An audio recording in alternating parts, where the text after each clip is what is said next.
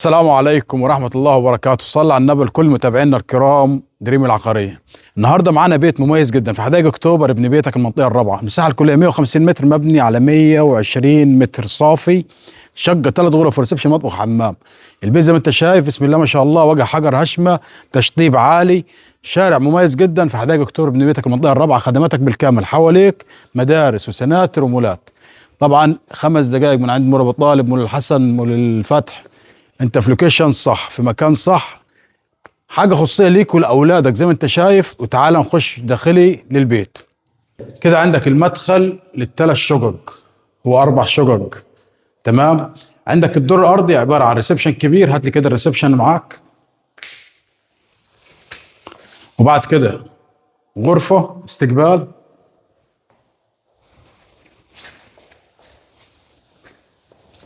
وتعالى معايا الغرفه الثانيه.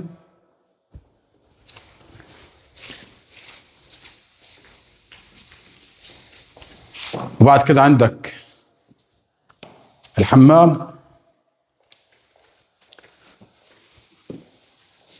والمطبخ. طبعا البيت دبل فيس، يعني قدامك شارع وراك خدمات او حق انتفاع، تبقى مساحه خضراء.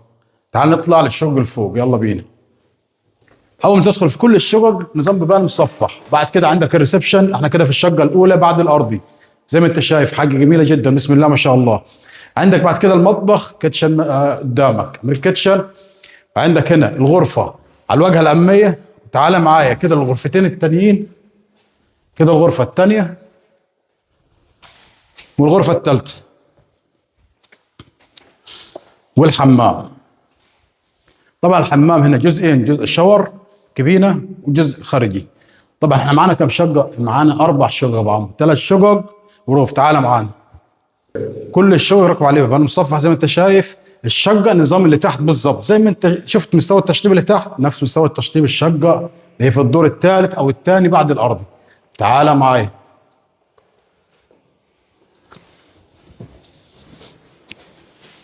غروف بسم الله ما شاء الله. المطبخ بتاعك الجميل، عندك الحمام والغرفتين كده، الغرفه الاولى والثانيه.